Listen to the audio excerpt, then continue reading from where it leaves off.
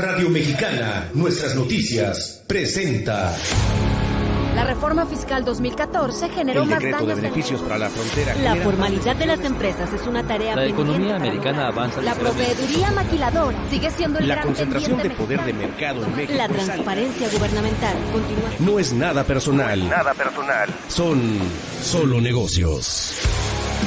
Solo Negocios Radio, las mejores entrevistas y análisis para lograr una toma de decisiones adecuada. Contáctenos. Correo electrónico. correo@solonegocios.mx. Página de internet. www.solonegocios.mx. Facebook. www.facebook.com/solonegociosmx. Twitter. @solonegocios. Y recuerde, no es nada personal, son solo negocios.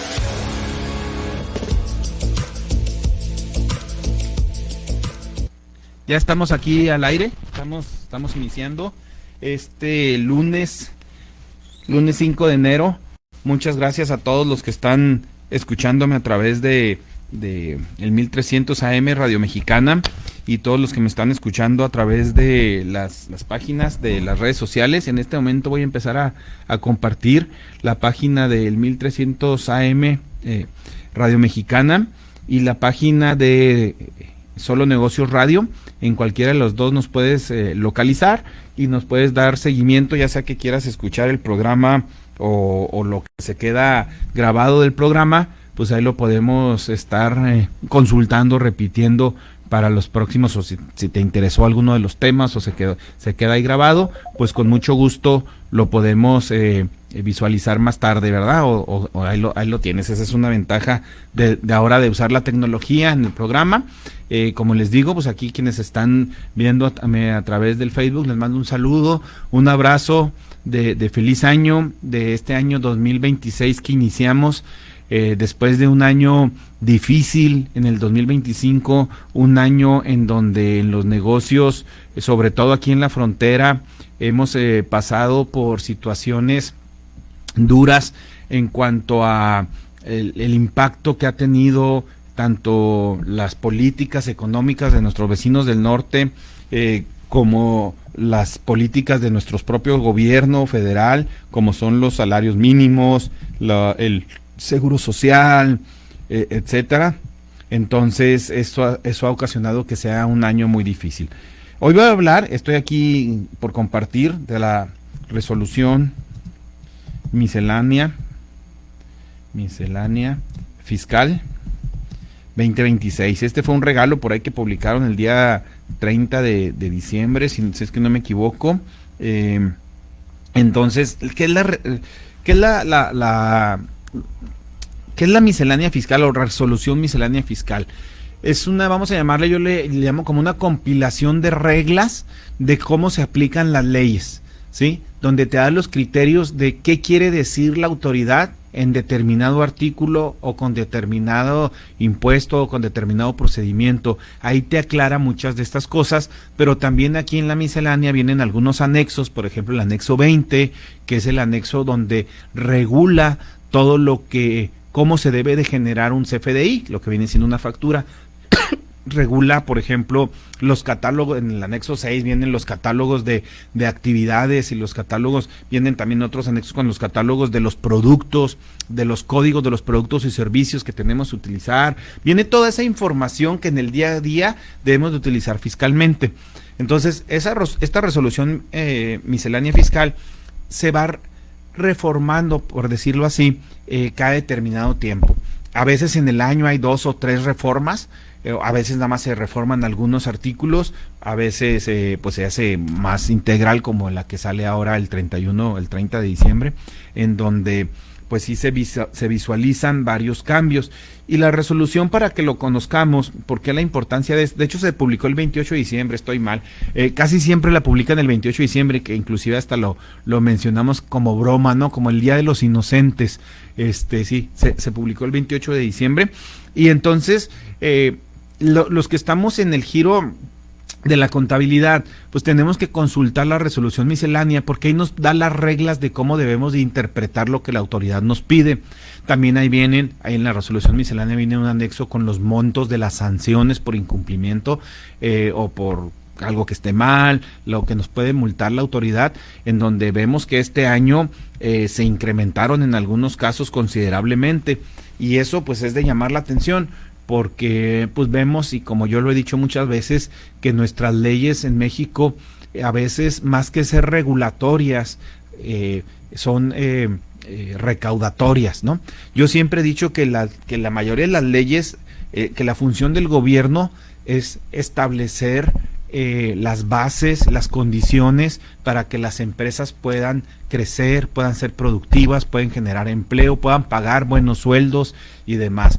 Pero desgraciadamente, y en los últimos años lo hemos visto más, las leyes parece que lo que buscan es ver cómo nos meten el pie a los empresarios, cómo nos dificultan o cómo nos complican nuestra operación para ver si nos equivocamos y multarnos. Entonces yo digo que en lugar de ser leyes regulatorias regulatorias, se convierten, en leyes recaudatorias. Y eso es algo que ha sucedido más en los últimos años. La falta de recursos del gobierno, la falta de voluntad de querer incorporar a nuevos contribuyentes en sus padrones. Está el ejemplo del régimen simplificado y de confianza, que en mi gusto yo creo que se excedieron con ese régimen porque es demasiado barato. Tiene muchas facilidades, de veras, quienes puedan tributar en el régimen simplificado y de confianza, aprovéchenlo, pero cuídenlo porque cada vez está más vigilado, porque hay muchas gentes que también hacen simulaciones con ese régimen, y eso los vamos a ir hablando en los próximos, ahora sí que van a ser programas, porque esta miscelánea este año viene muy extensa y la vamos a dividir en varios programas, y voy a ir tratando otros temas, como por ejemplo todo lo que viene muy fuerte en la recaudación de este año, que tiene que ver con la materialidad de las operaciones.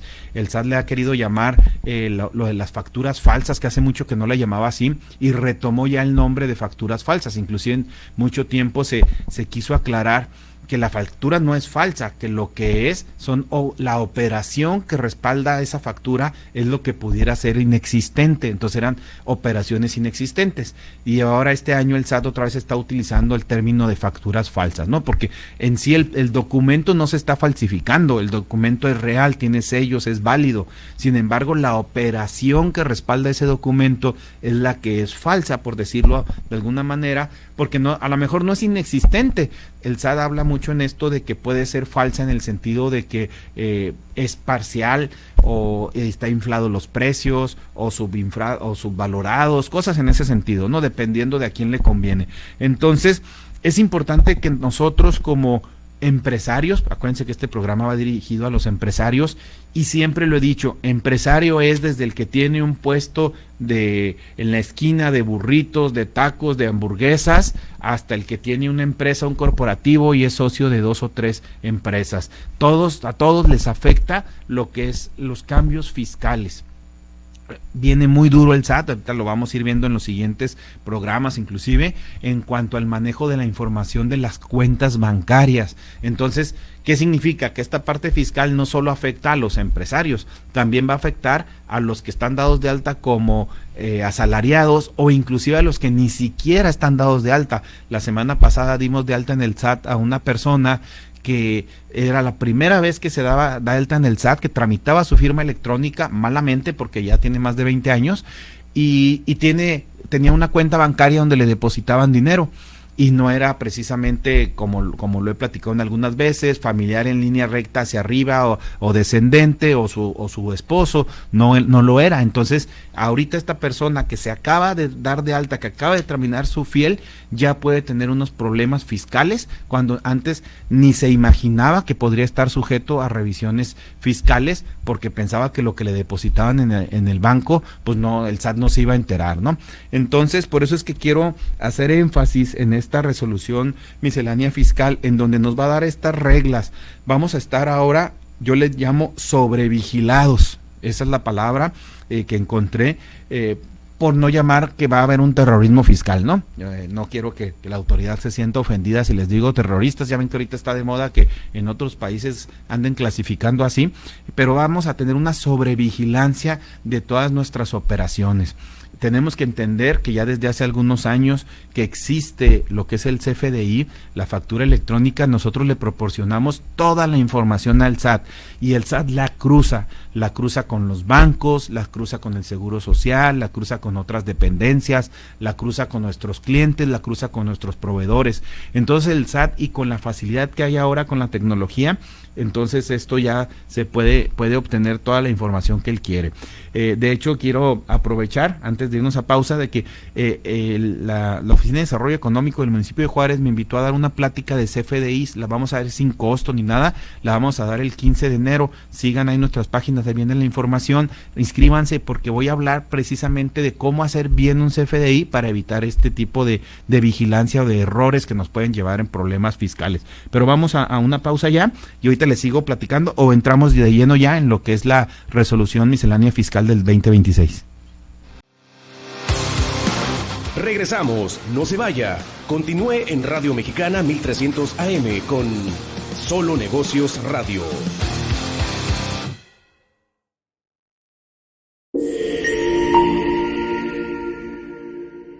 Ser socio IMEF es un privilegio. Me ha dado la posibilidad de crecer profesionalmente, de conocer que en México hay muchos Méxicos financieros y económicos, de conocer a través de los ojos de sus socios la razón social de IMEF, emitir información técnica, financiera, económica, objetiva, ordenada y concreta, que permite medir el crecimiento de México. Ser socio IMEF es un orgullo.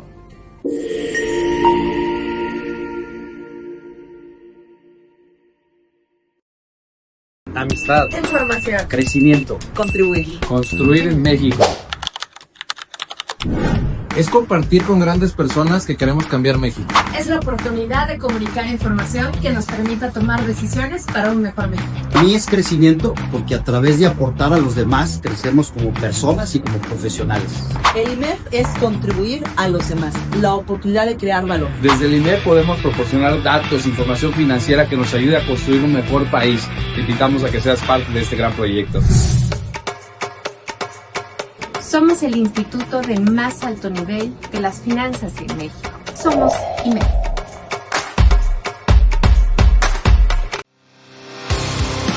Continuamos en Solo Negocios Radio.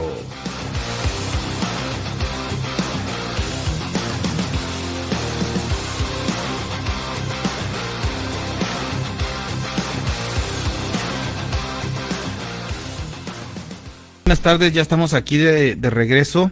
Mi nombre es Guillermo Soria, estás escuchando Solo Negocios Radio aquí a través del 1300 AM Radio Mexicana, y nuestro programa de todos los días de 4 a 5 de la tarde, Solo Negocios Radio. Y ya sabes que los lunes me toca a mí, yo soy el responsable de estar aquí al frente del micrófono y hablar de cuestiones de negocios, ¿no? Me toca hablar de la parte a veces triste, que es la parte fiscal, ¿no? No siempre me gusta, ya tenía varios programas que no tocaba tan a fondo la parte fiscal. A veces me gusta que tenemos que entender que como empresarios tenemos que ser todólogos, ¿no? Tenemos que saber de cuestiones laborales, de cuestiones de calidad, de cuestiones de recursos humanos, cuestiones financieras, de producción, de ser expertos en los productos, artículos que vendamos o fabricamos, pero también se nos olvida que pues tenemos que ser expertos en la parte fiscal. Y como les decía yo hace rato en el segmento anterior, tenemos que ser expertos en la parte fiscal no solo porque somos empresarios y tenemos que pagar impuestos, sino porque somos ciudadanos, y todos los ciudadanos tenemos que cumplir con la parte de los impuestos. Acuérdense del famoso dicho que solamente tenemos en esta vida dos cosas seguras. ¿Cuáles son? La muerte y los impuestos. Esas son las únicas dos cosas que tenemos seguros todos, en la medida que de nuestra, diría de nuestra responsabilidad, pero no, porque muchas veces, o muchos de nosotros, si es que no todos, hasta un niño que va y compra a la tiendita un dulce, un refresco, un pan, lo que sea, está pagando impuestos. Así que no nos damos cuenta, pero todos de alguna manera contribuimos y pagamos impuestos. Sí, es increíble la cantidad de lo que, si vemos la producción del 100% de la producción o de lo que podemos generar de ingreso como seres, como entes económicos, como personas, ¿cuánto se va en impuestos? Y nada más para retomarlo y refrescarnos con este episodio. ¿Qué tenemos que pagar? Si creamos riqueza, si estamos ganando dinero por lo que hagamos, salario, rentar algo, vender algo, transformar algo, reparar algo, algún servicio, la que pone uñas, la que pinta el pelo, el que hace un pastel, etcétera, paga el impuesto sobre la renta. Así se llama el impuesto que tenemos que pagar por obtener un ingreso, por generar riqueza. Ese es el impuesto sobre la renta. Después tenemos el impuesto al valor agregado, que es el impuesto que se paga por consumir. Ese se llama un impuesto al consumo, y este impuesto se traslada. Significa que este impuesto lo paga el último en la cadena productiva o en la cadena de servicios. El que va a consumir ese producto, el que lo va a utilizar, ese servicio o ese producto, es el que paga el impuesto. Por lo tanto, si yo te vendo algo y te cobro IVA, pero a la vez yo le compro ese producto a un proveedor, ese proveedor me va a cobrar IVA y yo lo resto del IVA que yo te cobré, y se va trasladando, se va llamándose así ese IVA. Al final, el que paga el IVA, pues es el último de la cadena de servicios o de productos. Entonces, y ya sabemos que el IVA es el 16%, o sea que cada 100 pesos que se venden, el 16% corresponden al IVA. Y eso, o que gastas, ¿verdad? Pero para tener 100 pesos, a lo mejor tú ya pagaste un 20 o un 30, porque la tasa máxima es el 35% de ICR. Entonces visualiza, tú ganaste 1,000 pesos. De ahí te van a quitar 350 pesos, me estoy yendo al ejemplo mayor, de ISR.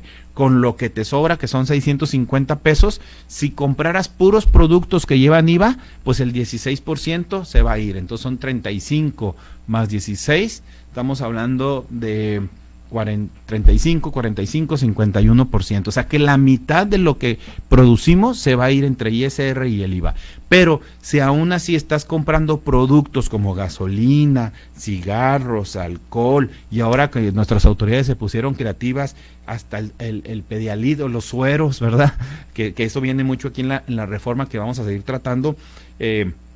Dulces, alimentos que engordan, cosas que la autoridad piensa que hacen daño, todavía nos cobran impuestos adicionales que a veces equivalen hasta el 60% de lo que consumimos, ¿verdad? Entonces, por ejemplo, la gasolina pues lleva el IEPS dividido en dos partes, una cuota fija y otro es un porcentaje. Es bien difícil, o sea, ya me dejaron el 49, de ese 49 todavía quítale la parte del IEPS, pero aparte con lo que te sobra tienes que pagar la tenencia, el predial, tienes que pagar otro tipo de impuestos, ¿no? Entonces, pues es bastante lo que pagamos como ciudadanos en impuestos. Entonces, todos tenemos que estar enterados y conocer cómo cobra la autoridad los impuestos. Pero bueno, la resolución miscelánea viene por reglas, y vienen divididos en capítulos.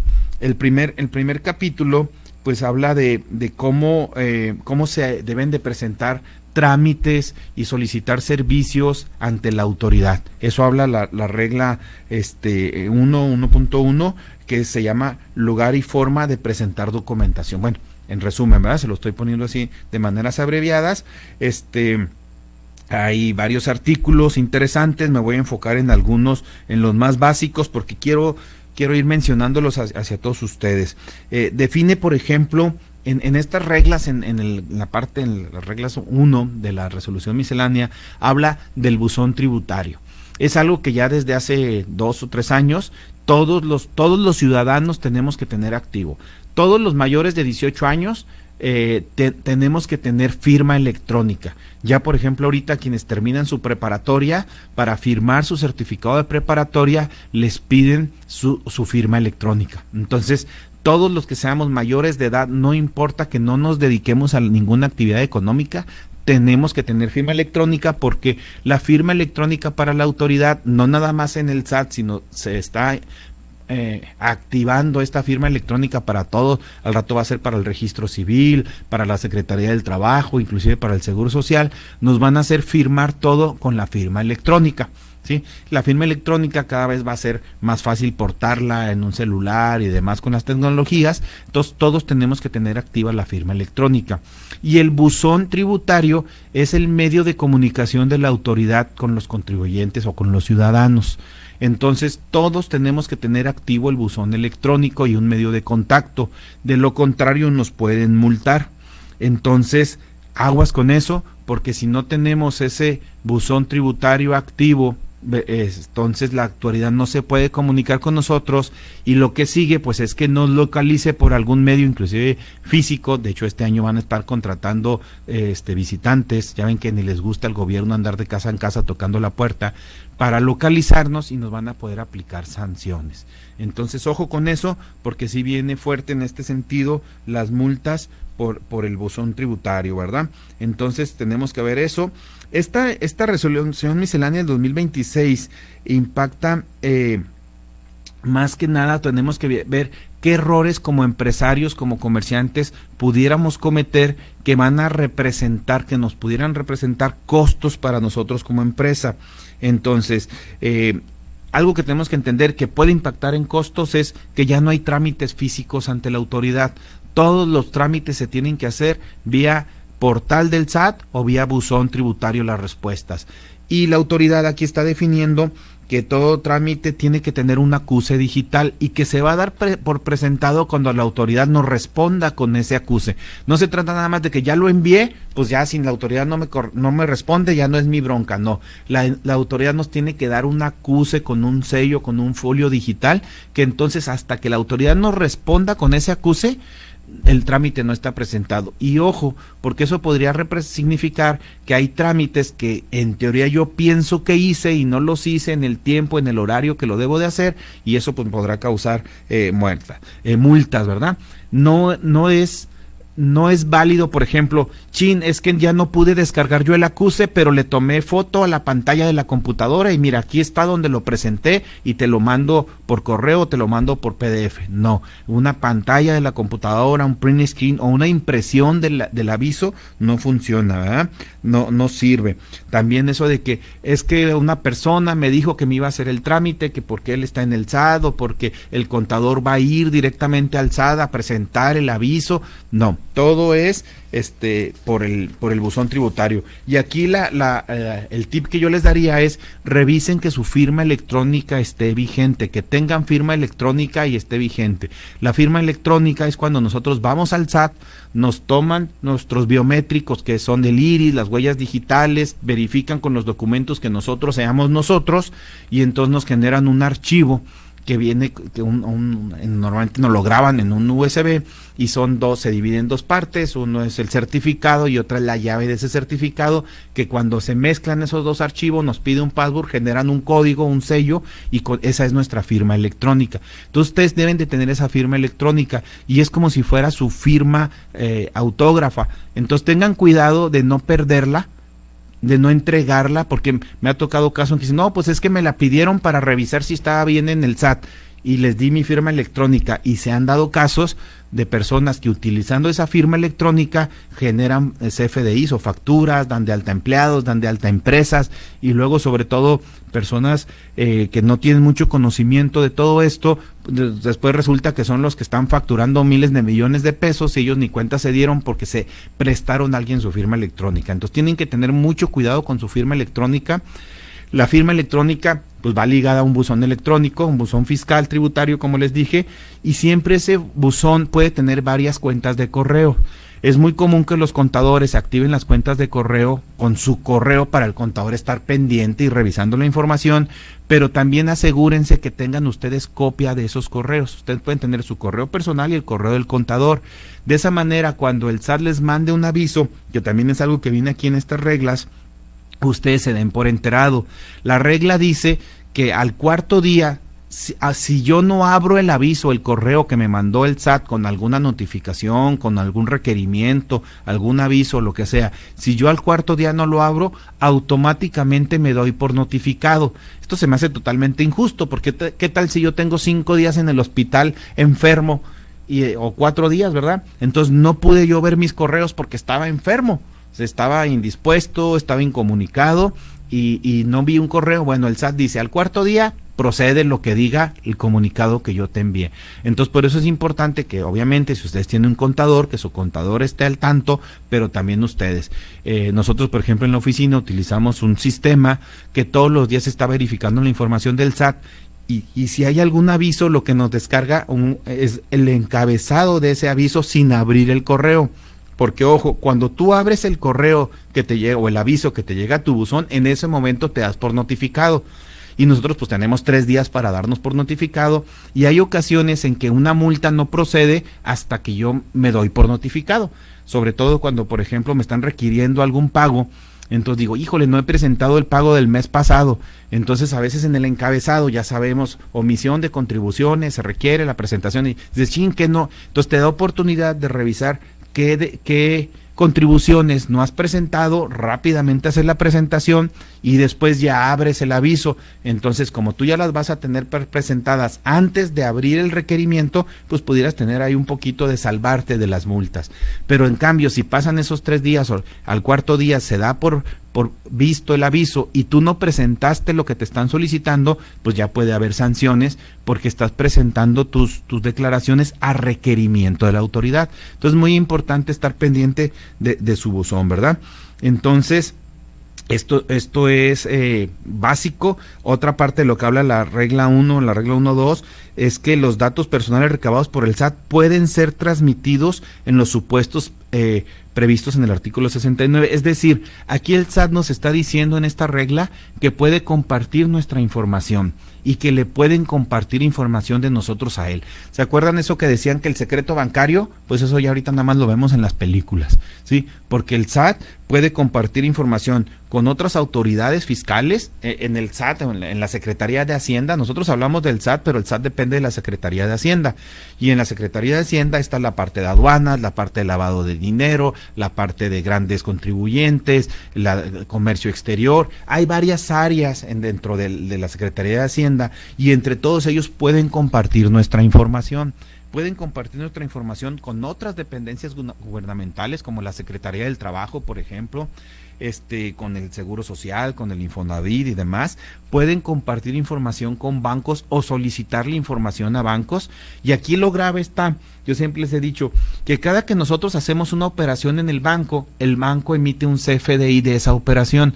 ¿Qué es ese CFDI? Pues se emite un documento que lleva copia a la autoridad donde dice quién depositó, cuándo depositó y de qué cuenta le depositaron, o en dado caso de que fuera en efectivo. Entonces eso de que, la cuenta no fiscal y la cuenta que no reporto y la cuenta que está ahí en otro banco, es pura mentira, es darnos a tole con el dedo nosotros solos, porque el SAT conoce todas nuestras cuentas, e inclusive puede compartirlo con autoridades extranjeras porque tenemos tratados de tributación con otros países, como en Estados Unidos tenemos un tratado que si yo tengo dinero en una cuenta bancaria en Estados Unidos y esa cuenta genera $10 de intereses al año, Estados Unidos tiene que reportarla a México porque generamos intereses. Entonces, ojo con eso, porque sobre todo aquí en la frontera mucha gente dice, no, pues me voy a ir a abrir una cuenta en El Paso, que ya cada vez es más difícil, todavía hay bancos extranjeros que lo hacen, pero eso, si esa cuenta te da más de $10 en adelante intereses en el año, le van a avisar a México que tú tienes una cuenta en Estados Unidos y cuánto dinero hay en esa cuenta. Entonces, pues ojo por ahí, porque los bancos, a la práctica es de tener cuentas o depósitos que no reportamos, es el principal detonador fiscal de los depósitos bancarios. Entonces les encargo mucho esa parte, vigilar esa parte, que no confíen de eso, ¿no? Entonces, el no declarar depósitos ni sus fuentes es muy, muy difícil. Y una recomendación como empresario, siempre conciliar que todos los depósitos estén declarados. Una de las reglas que cambian en este año es que si yo tengo depósitos bancarios que no están registrados en la contabilidad, fíjense nada más, si no están registrados en la contabilidad, el SAT los va a considerar ingresos de nuestra actividad empresarial. Es decir, yo tengo mi cuenta del negocio, pero aparte tengo otra cuenta, o me depositaron lo de la tanda, o un préstamo que yo hice, o vendí alguna otra cosa y me lo depositaron. Pero si yo no tengo ese ingreso registrado en la contabilidad, se considera un ingreso de mi negocio, me van a cobrar ISR, me van a cobrar IVA y hasta posibles multas. Hay algunos negocios, depósitos que se tienen que informar, y ya después volveremos a tomar el tema que ya en alguna vez hablamos, que son los donativos, ¿sí? Yo puedo recibir donativos de un amigo, de un primo, de un tío, etcétera, pero si pasan más de 600,000 pesos al año los tengo que informar. Por lo tanto, si yo tengo la obligación de llevar una contabilidad, tengo que registrarlos en mi contabilidad y decir esto es un donativo porque está aumentando mi patrimonio, y los tengo que informar, y posiblemente algunos puedan generar algún impuesto. ¿Cómo andamos de tiempo? Sí, un poquito más. Entonces, la siguiente, los trámites fiscales, la regla 1.3, este es algo bien interesante porque es uno de los más peligrosos para los pymes, porque establece que las fichas de trámite no exime del cumplimiento de otros requisitos. Es decir, nosotros a veces decimos, ya me metí al portal, ya llené el formato que me pedía el SAT, ya se lo envié, ya cumplí. No, porque puede haber requisitos distintos que podrían la autoridad solicitar más adelante, y eso podría ocasionar que yo esté incumpliendo con algunas cosas, ¿sí? Es decir, aquí lo delicado es que aunque tengamos una lista de requisitos que me pueden solicitar, la autoridad pudiera decirme, no, pero es que te está faltando esto, te está faltando comprobar. Entonces, algo bien, y bueno, estos trámites pueden estar cambiando día a día, precisamente a través de la resolución miscelánea. Le platicaba yo a una persona hoy en la mañana que, por ejemplo, el SAT publicó en la última semana de diciembre cambios que afectan la nómina que se va a timbrar en el mes de enero. Es decir, si yo pago la nómina el 1, el 2, el 3, el 5, el 6, cualquier día ya del 2026, yo tengo que aplicar los cambios que publicó el SAT en la última semana de diciembre. Entonces, pero esos cambios, al final de cuentas, afectan en la forma en que emitimos los recibos de nómina, los FDIs de la nómina, y esos cambios, pues no es algo que yo pueda corregir en papel. Yo dependo de un programa, de un sistema que fabrica a alguien, y ese alguien tiene que adecuar y modificar los cambios. Entonces, ¿qué está sucediendo? Que en muchos casos, yo creo que en más del 50% de las nóminas que se timbren la primera semana, la primera quincena del 2026 van a estar mal hechas. ¿Y eso qué significa? Que si están mal hechas, pues podemos ser sujetos a sanciones. Entonces tenemos que estar bien pendientes de cualquier cambio en los trámites, en las publicaciones que hace el SAT. Para eso pues se supone que está el contador, pero a veces a los contadores yo he visto tristemente que se les pasa por la carga de trabajo, hasta por el simple hecho de que salieron de vacaciones. ¿Cuántos contadores nos dicen, saben qué? Yo ya el día 20, yo ya hice mis contabilidades, mandé aguinaldos, mandé impuestos, nos vemos hasta el año que entra? Pues sí, pero la miscelánea salió el 28, el día 30 todavía estaban publicando cambios. Entonces imagínense que yo tengo que pagar la nómina del día 2 de enero, la que se pagó el viernes pasado, que ya cae en enero, y resulta que ya no son válidos porque ya tiene cambios la manera en que se deben de timbrar estos recibos de nómina. Entonces, pues eso sí nos afecta bastante porque nos puede ocasionar sanciones. Entonces tenemos que estar muy pendientes de los requisitos. Todo esto habla en la parte 1.3 de la resolución miscelánea, en donde nos da el catálogo de trámites, y de fichas, de qué debe, que esta ficha es para hacer tal trámite, para hacer un aviso, para entregar una documentación, para contestar un escrito, para solicitar un cambio.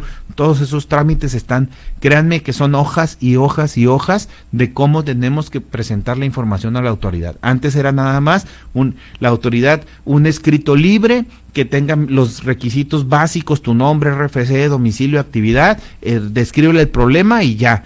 Inclusive siempre se ha dicho que constitucionalmente todo ciudadano tiene el derecho de que la autoridad reciba todos los documentos, todos los escritos, mientras estos sean que estén expresados en una manera decente, vamos a llamarle, si no sean insultos y demás. La autoridad tiene la obligación de recibirlos y contestarlos. Sin embargo, para efectos fiscales tiene que recibirlos en los formatos donde te dice exclusivamente con qué información y qué formato tengo que utilizar si tú te quieres comunicar conmigo. Algo que ya también aclara aquí en las reglas misceláneas es que si hay algún problema en el portal del SAT o en internet o lo que sea, no va a ser válido a no ser que la autoridad determine que sí tuvo un problema durante una hora, un día o algo con su portal, el clásico que se cayó el portal del SAT. Si el SAT valida y publica que sí efectivamente tuvo un problema de tal a tal hora o tal día, entonces todos los documentos que se debieron de haber presentado ese día podrán prorrogarse, pero difícilmente en tanto tiempo yo no he visto que la autoridad acepte que el portal se caiga todo un día. A veces está el portal, ellos dicen que sí está funcionando y a veces nosotros duramos 2-3 días batallando, pero ellos dicen, no, mira, yo aquí sí puedo entrar, pero lo cierto es que nosotros por fuera no. Entonces, mientras la autoridad no acepte que es un problema de su portal, aunque se nos vaya el internet, caiga un meteorito, el Atlas 31 aterrice aquí en la Tierra, nosotros no tenemos alguna excusa para no haber presentado algún trámite, algún impuesto o algo ante la autoridad del SAT. Entonces vamos a dejar esto por lo pronto, vamos a un corte y seguimos platicando la resolución miscelánea del 2026. Regresamos, no se vaya. Continúe en Radio Mexicana 1300 AM con Solo Negocios Radio.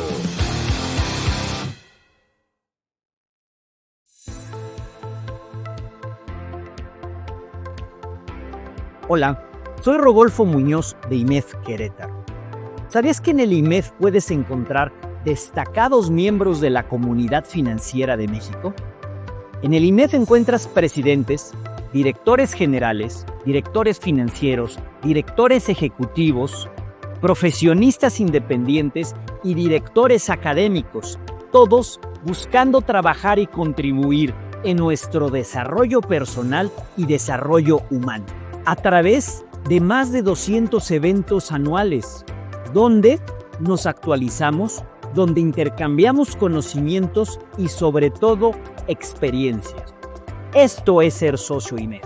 Y te quiero invitar a que te unas al IMEF en alguno de los 20 grupos que tenemos a nivel nacional y juntos contribuir y trabajar por tener un México financiero mejor. Te esperamos.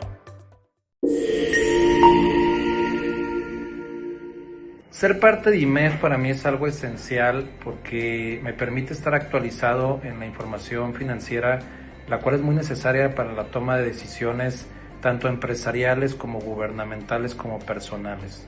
Asimismo, me permite pertenecer a una red de contactos con los cuales puedo generar relaciones profesionales, comerciales y sobre todo nos ayuda a ser amigos con los cuales tenemos cosas en común. La principal, hacer un México mucho mejor y más próspero. Pertenece a IMEF. Te esperamos.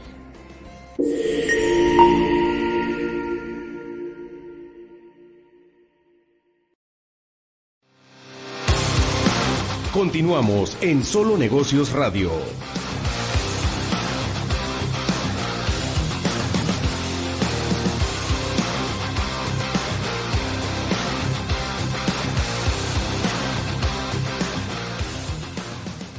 De regreso, gracias a quienes nos están escuchando. Aquí estoy contestando algunas preguntas rápidamente, ¿verdad? Que de repente aquí me hacen llegar a mi celular o a la página. Mi nombre es Guillermo Soria, estás escuchando Solo Negocios Radio. Estamos en el primer programa del 2026. Muchas gracias por los que nos han estado siguiendo a través del año. Gracias a Alejandro por darnos la oportunidad de estar aquí en estos micrófonos, a la estación donde nos permite compartir toda esta información a los empresarios, donde sencillamente me abre el micrófono durante 1 hora y nunca he tenido aquí ninguna tipo de censura, vamos a llamarlo así, sino a mí me dejan, a veces vengo y aquí me desahogo y dicen hago catarsis, ¿no? Aquí de todas las broncas que vivimos como empresarios o que viven mis clientes en el día a día. Entonces agradezco a la estación por este año que terminó y que pudimos compartir con todos ustedes, y pues es un gusto continuar haciéndolo, y espero de veras que la información que yo les proporciono les sirva, que la información que les proporciono les sirva para tomar decisiones, les sirva a lo mejor para verificar, a veces a lo mejor no tienen que ser unos expertos en esto, pero con que se den una idea de lo que tenemos que cumplir, de las obligaciones que tenemos, pues eso ya nos puede ayudar un poquito a poder exigirle a nuestros clientes, a nuestros proveedores, a nuestros contadores, inclusive a la autoridad, se les podrá exigir un poquito más, ¿no? Entonces, pues gracias en ese sentido. Estamos hablando de la resolución miscelánea fiscal para el 2026, que como les mencioné, les he estado mencionando, son las reglas que tenemos que cumplir para poder cumplir con nuestras obligaciones fiscales, valga la expresión. Entonces es el cómo, ¿sí? El qué es la ley te dice qué tienes que hacer, el cómo lo tienes que hacer viene mucho en la resolución miscelánea fiscal, por eso es importante que la lean. Yo les digo a mi equipo de trabajo, lean la resolución, conózcanla, porque a veces tenemos dudas de cómo interpretar la ley, y ahí nos dice cómo tenemos que interpretar la ley, ahí no nos deja dudas de lo que nos está pidiendo la autoridad. Entonces es importante que estemos en la jugada con eso. Les decía también en el segmento anterior que la Dirección de Desarrollo Económico del municipio me invitó a dar una plática sin ningún costo, por eso hago este gol aquí en la estación, porque sin ningún costo. Para el día 15 de enero la vamos a dar, nada más hay 100 lugares y creo que ya va la mitad de los lugares ocupados, de CFDI. Yo sé que muchos de nosotros ya sabemos que es un CFDI, tenemos un programa para hacer CFDIs, pero si vieran cuántas veces batallo porque están mal hechos los CFDIs, porque están mal integrados, porque los anticipos, por ejemplo, prácticamente ni existen los anticipos para los CFDIs, pero la gente sigue haciéndolos, cómo facturamos un activo fijo, las reglas de facturación. Entonces vamos a hablar de los CFDIs, pero lo vamos a ligar a la parte fiscal del 2026, que como les dije, no es el tema ahorita de la resolución miscelánea en este momento, lo vamos a lo mejor en la semana que entra que sigamos tratando de la miscelánea, es la materialidad. Muchas de las cosas que vienen en los cambios de la resolución miscelánea fiscal van enfocados a la materialidad. Nosotros como contribuyentes tenemos que familiarizarnos con el término materialidad de las operaciones. ¿Qué es eso? Demostrar que lo que estamos haciendo es real. Yo les decía el otro día en un programa que qué triste que para nuestra autoridad fiscal ese principio legal fundamental de que yo soy inocente hasta que la autoridad me demuestre lo contrario no existe. Para el SAT, de entrada, todos nuestros FDI, todas nuestras facturas son falsas, así nos lo está dando a entender en la ley. Nosotros tendremos que demostrar que esa factura es real. El SAT no nos va a demostrar si la factura es falsa o no. El SAT va a decir, yo supongo que esa factura es falsa, por lo tanto te cancelo tus sellos, es decir, no puedes facturar, tienes un periodo de tiempo para demostrarme que esa factura es real, y entonces tú tienes que demostrarme la materialidad. Lo que sí es que ya nos está dando pistas a través de la resolución miscelánea, a través de algunas reformas en algunos artículos de la ley del ISR sobre todo, cómo demostrar la materialidad. Y de eso vamos a hablar, porque la materialidad se empieza a demostrar al momento de hacer una factura, al momento de hacer un CFDI. Ahí empezamos a demostrar la materialidad. Y sin cambiarme mucho de rumbo, pero sí quería que lo vieran porque es algo que, de hecho, para muchos la semana que sigue o el día 15 va a ser tarde, es porque ya están haciendo ahorita facturas. Es decir, yo no puedo facturar nada que yo no tengo dado de alta en mis obligaciones fiscales, en mis actividades económicas. Hay algo que también vamos a mencionar aquí en la miscelánea fiscal, que son las actividades económicas, inclusive en los cambios que se publicaron en uno de los anexos de la resolución miscelánea, vienen todas las actividades económicas que tiene el SAT y son, no sé, como 4,000, 5,000 actividades, les diría mentiras, pero son miles. Actividades económicas es ¿qué haces? Antes yo podría decir, pues tengo una ferretería. Ahora ya no es suficiente decir tengo una ferretería.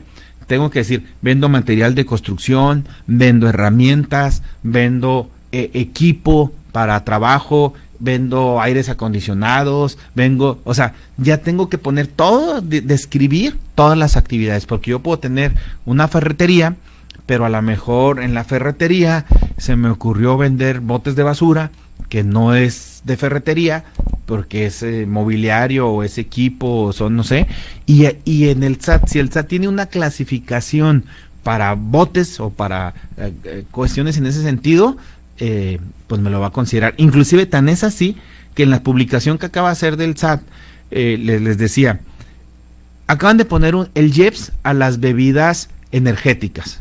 Bueno, ya estaban las energéticas, pero también a las de recuperación de como los electrolitos, los sueros, todo eso, ¿verdad? ¿Por qué? Porque decía que la gente estaba tomando esos sueros pues para la cruda o para recuperarse de una actividad física, y que no se lo estaban tomando como medicina, sino se lo estaban tomando así. Y ese tipo de sueros y de bebidas pues tienen un alto contenido en azúcar, que es lo que te da para arriba, ¿no? Entonces la autoridad decidió que esas bebidas pues son dañinas, o sea, deben de pagar IEPS porque tienen mucho azúcar. Entonces, pues nos va a cobrar a partir del 1 de enero IEPS a todos los que vengan. Entonces, si tú eres una tiendita, una farmacia donde vendes esos sueros rehidratantes, ojo, porque el SAT acaba en esas reglas, en esta miscelánea, donde vienen el catálogo de actividades, creó actividades nuevas para todo aquel que compra o que vende de mayoreo o de menudeo. Son varias, fueron como 12 reglas las que puso, 12 actividades.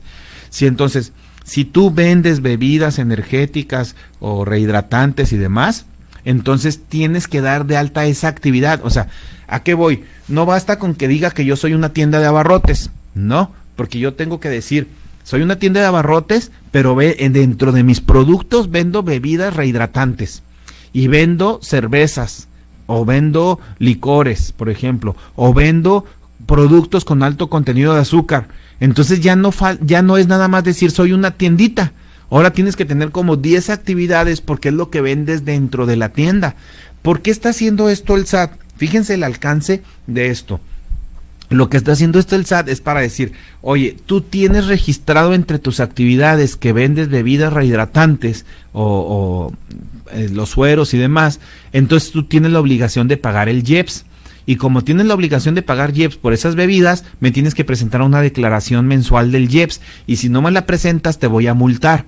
Entonces, lo que está haciendo es que nos está poniendo en la mira desde el inicio al decir que nuestras actividades tenemos que poner que vendemos eso. Por lo tanto, somos sujetos del pago del IEPS. Entonces, todo eso pues pues son las cosas que tenemos que tener cuidado cuando hacemos un CFDI. Entonces, primero nos tenemos que asegurar que yo no facture nada que yo no tenga en mis actividades, ¿sí? Ojo con eso. Si voy a facturar algo diferente, tengo que dar de alta esa actividad. La regla anterior decía que si el SAT detectaba que tú hacías una operación o facturabas algo que no estaba dentro de sus actividades, el SAT lo va a dar de alta dentro de sus actividades. Pero ahora lo que el SAT está diciendo es, pues si no está entre tus actividades, yo no lo voy a dar de alta, sencillamente lo voy a considerar como que es una operación inexistente, como que es una operación falsa, y te puedo cancelar los sellos. Y al cancelar los sellos, pues ya no vas a poder facturar, ya no vas a poder cobrar, ya no vas a poder trabajar, pero aparte, a quienes tú le emitiste esas facturas van a dejar de tener efectos fiscales y no van a ser deducibles. Entonces te voy a afectar a ti y voy a afectar a tu cliente. Todo porque yo no me aseguré que la actividad que estoy facturando la tengo registrada ante el SAT. Entonces, algo que yo le pedí a mi equipo de trabajo, no sé si me está escuchando ahorita, manifiéstense, fue que a partir de este año tenemos que hacer un cuestionario a todos nuestros clientes para que nos digan exactamente qué hacen y qué venden. Y ese nosotros lo vamos a comparar contra sus actividades registradas en el SAT y entonces ver, caray, porque es verdad eso también, de repente yo tengo un cliente que lo di de alta porque se dedicaba a organizar eventos, por ejemplo, y al último resulta que también ya vende pasteles. Entonces es muy diferente organizar eventos que vender pasteles o vender buffets o vender comida. Son dos actividades totalmente diferentes. Entonces no me di cuenta. ¿Y qué sucede? Que si de repente él se pone a facturar alimentos para un buffet o algo dentro de los eventos que hace, pues entonces todo lo que compre de esa factura pues es no deducible, pero también sus facturas se pueden considerar como facturas falsas. Entonces, como tip, esto sí tiene que ver definitivamente con la resolución miscelánea, es verifiquen por favor que sus actividades que tienen registradas ante el SAT concuerden con sus actividades que tienen que realizan en la práctica. Les decía yo, qué triste que ahora, si me sale una oportunidad de negocio, pues yo tengo que tener cuidado, porque a lo mejor hice un negocio real, pero fue una sola operación. Tengo a lo mejor un cliente que me dijo, oye, ¿me puedes conseguir, no sé, alguna herramienta? Y yo no vendo herramientas, pero resulta que por mis proveedores o lo que sea, yo tengo el contacto para conseguirle esas herramientas, ¿no? Y entonces, pues se las puedo facturar, pero el SAT puede decir, oye, no, espérate, tú no tienes registrada venta de herramientas en tus actividades, entonces esa factura es falsa. Así de grave puede estar la situación. Ahora, yo también me puedo defender y puedo decirle al SAT, oye, es que fue una sola operación que no representa ni el 1% de mis ingresos, pero aquí está la solicitud de mi cliente con un correo, aquí está una cotización, aquí está una orden de compra, aquí está mi contacto, mis correos con el proveedor donde yo le hablé para ver si me podía vender, a lo mejor me tuve que dar de alta. Aquí está donde fui me mandaron por paquetería o fui a recoger la información, aquí están las fotos, aquí estoy yo, mira, sonriéndole a la cámara, entregándole los taladros o la herramienta a mi cliente. O sea, tenemos que hacer cosas en ese sentido porque vamos a tener que dejar documentadas toda esa información. Entonces, ojo con eso. En muchos casos ahora vamos a tener que hacer inclusive contratos con los clientes, ¿sí? O con los proveedores para que me den de alta y demostrarle que yo estoy dado de alta con el proveedor que vende esa herramienta. Y a lo mejor él tiene un portal en su sitio, aquí está mi número de registro en ese portal, aquí está donde yo lo coticé, aquí está el correo donde me llegó la cotización. Todo eso, sobre todo los correos son una prueba más fácil que una foto o que un PDF, porque el correo pues se puede rastrear, se puede ver la fecha en que se emitió, se puede ver de qué IP, de qué domicilio se emitió el correo. El otro día había una controversia porque decían que una foto pues no es una prueba, un PDF no es una prueba, porque pues ya con la inteligencia artificial lo podemos falsificar. Entonces, pues hijo, imagínense, ahora nos vamos a tener que tomar fotos así con el periódico en la mano, ¿no? O con algo para demostrarle que es una prueba de vida, ¿no? Como decían, de que esa operación sí existió, que esa operación es real, ¿no?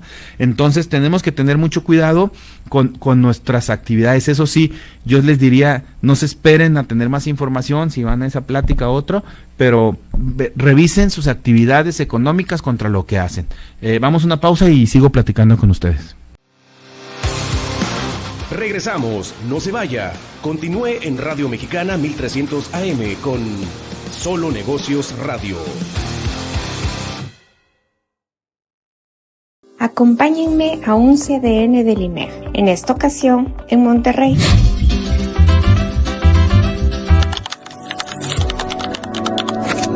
Como presidente nacional del IMEF, me reuní con el Consejo Directivo Nacional del Instituto. Revisamos temas importantes como avances de la Convención Nacional, la ponencia IMEF, el gran valor de los comités técnicos, entre otros. También, con este consejo, trabajamos en las decisiones para un mejor IMEF y firmamos un convenio con el CFA Society México.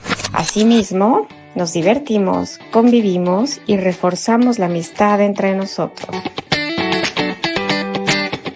No podría hacer nada sin ustedes. Los represento, esto es un equipo y vamos a todos trabajar mientras disfrutamos mejorando el mundo. Muchísimas gracias. Esto y más es el IMEF. Amistad. Información. Crecimiento. Contribuir. Construir en México. Es compartir con grandes personas que queremos cambiar México. Es la oportunidad de comunicar información que nos permita tomar decisiones para un mejor México. Para mí es crecimiento porque a través de aportar a los demás crecemos como personas y como profesionales. El IMEF es contribuir a los demás, la oportunidad de crear valor. Desde el IMEF podemos proporcionar datos, información financiera que nos ayude a construir un mejor país. Te invitamos a que seas parte de este gran proyecto.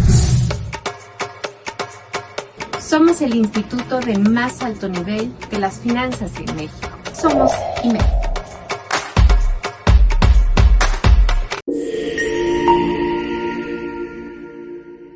Ser socio IMEF es un privilegio. Me ha dado la posibilidad de crecer profesionalmente, de conocer que en México hay muchos Méxicos financieros y económicos, de conocer a través de los ojos de sus socios la razón social de IMEF, emitir información técnica, financiera, económica, objetiva, ordenada y concreta, que permite medir el crecimiento de México. Ser socio IMEF es un orgullo.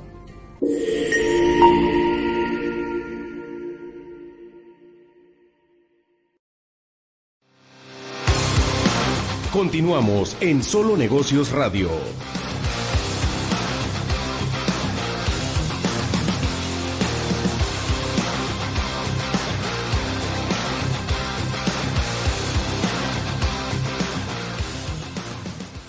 Pues bueno, ya estamos en el último segmento. Recuerden, mi nombre es Guillermo Soria, es un gusto estar con ustedes.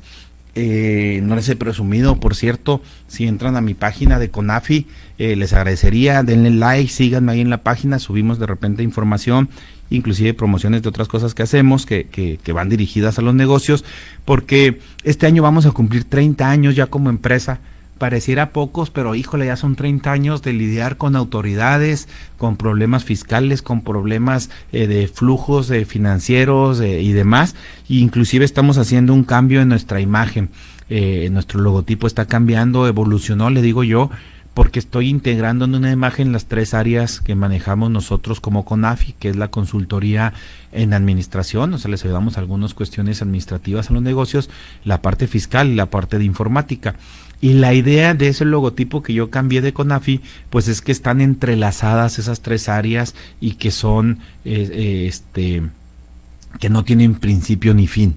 Porque siempre tenemos que evolucionar como empresa, siempre tenemos que cambiar, siempre tenemos que estar haciendo mejoras y pues no digamos, ahorita lo estamos viendo de la parte fiscal, ¿no? El SAT no tiene llenadera, diríamos, y siempre está cambiando, siempre está modificando cosas y siempre tenemos que estar atentos a las reglas, ¿no? Les decía yo a mi equipo de trabajo, los contadores tienen que aprender a ser ingenieros en sistemas y los ingenieros en sistemas tienen que aprender de contabilidad y los empresarios pues tienen que saber de todo. Entonces es donde entramos nosotros a ayudarles a entender un poquito eso. Pero bueno, ese va a ser alguno de los cambios que estamos haciendo en CONAFI por este año cumplimos 30 años, espero organizar ahí algunas cosas para nuestros clientes, nuestros radioescuchas y nuestros amigos que en estos 30 años nos han acompañado. Son bastantes, pero bueno, ya llegará el momento, todavía faltan algunos meses, es el año, pero todavía no es el mes, ahí poco a poco les iré compartiendo eso. La verdad a mí me da mucho gusto el equipo que se ha formado durante todo este tiempo, los que están ahorita y los que han estado, todos son para mí una familia. Y bueno, quiero seguir hablando, por ejemplo, de aquí esta regla 2.1, que es cobros fiscales determinados por las autoridades. Fíjense que me gustó un poquito, porque dice, las autoridades federales que emitan créditos fiscales al SAT deberán enviar el documento determinante del crédito fiscal y su constancia de notificación dentro de un plazo máximo de 1 año, hasta que vea una a favor nuestra, que no están a favor, pero aquí dice que la autoridad tiene 1 año para notificarnos una multa, un crédito fiscal. 1 año. Quiero entender que entonces si me mandan una multa que se originó en más de 1 año, pues ya no debería de tener los mismos efectos porque ya se le pasó el plazo a la autoridad para notificarme. Pero bueno, ya veremos, ¿verdad? Podrán remitirse soluciones respecto de los cuales hayan interpuesto algún medio de defensa. No podrán, ni aquellas que se encuentren prescritas. Es decir, si yo, a lo mejor ese crédito o de lo que lo generó ese crédito, un crédito es cuando el SAT le debemos algo al SAT, literal nos da crédito, por eso se llaman créditos fiscales. Y entonces si es algo que yo ya me estoy defendiendo y el SAT no me ha notificado, pero yo ya me estoy defendiendo, pues quiere decir que yo ya me enteré y no aplica esto, ¿no? Las autoridades administrativas federales podrán coordinarse para la recepción, control y baja contable de aquellos adeudos cuyo importe sea inferior o menor a 200 UDIs. Es decir, que la autoridad va a poder cancelar créditos fiscales. A mí me da pavor esto, porque como les he platicado en otros programas, a mí una vez me redujeron unas multas, solicité que se redujera la cantidad a pagar, pero después resulta que en el buró de crédito apareció como que la autoridad del SAT me hizo una quita porque no pagué la multa al 100% y pues me han restringido créditos. Ahorita estoy en trámite con el buró de crédito, pues de que me elimine eso, porque imagínense en un negocio no tener el buró. Hay proveedores que saben, es del SAT, nada, no te preocupes, no lo considero, pero hay proveedores que si tengo alguna ahí asterisco en cualquier cosa, pues sí nos afecta, ¿no? Entonces significa también esto que el SAT no puede integrar créditos que, pues por decirlo de alguna manera, estén mal integrados, y cuestiones en ese tipo, ¿no? Entonces esa es una que pues nos deja un poquito de información para nosotros, donde nos va a ayudar en ese sentido, ¿verdad? Habla de cuando hay tratados con otros países, pues ese me lo voy a brincar. Bueno, ya les mencioné hace ratito el tratado con Estados Unidos. Habla de la residencia fiscal, donde tenemos que tener una constancia cuando tenemos doble nacionalidad y cosas así. Tenemos que tener una constancia para evitar lo que es la doble tributación. Entonces, ojo con esas personas, porque si luego de repente me preguntan, oye, es que yo declaro aquí en México y declaro en Estados Unidos, y normalmente lo que hacen es que los ingresos que tienen en México los declaran en Estados Estados Unidos, pero los ingresos que tienen en Estados Unidos no los declaran en México. Entonces, ojo con eso, porque pues sí pueden tener ahí. Este tema estuvo muy, cuando lo estaba leyendo, inclusive hice algo, el domicilio fiscal. De hecho dice, fíjense, las personas físicas podrán considerar como domicilio fiscal su casa o habitación cuando no realicen actividades empresariales o profesionales. O sea, está raro, Yo sí puedo considerar mi domicilio fiscal mi casa, siempre y cuando no realice actividades empresariales o profesionales. Y les decía yo, en el debate que tuvimos ¿y si yo soy contador y trabajo en mi casa? ¿Y si yo hago pasteles y los hago desde mi casa o comida o algo? Entonces, ojo aquí, porque entonces ya yo tengo que declarar mi casa no como mi casa, sino como mi negocio. Y entonces hay algunos ahí que nada más es como lo presentamos, ¿no? Entonces hay que tener cuidado porque pudiéramos tener ahí algún problema en ese sentido. Hay que tener registrados todos los domicilios que tengamos. Eso es algo que normalmente no hace mucha gente. Por ejemplo, si yo rento una casa, pues ese no es mi domicilio fiscal, ese no lo tengo porque la casa que yo rento es mercancía, por decirlo de alguna manera.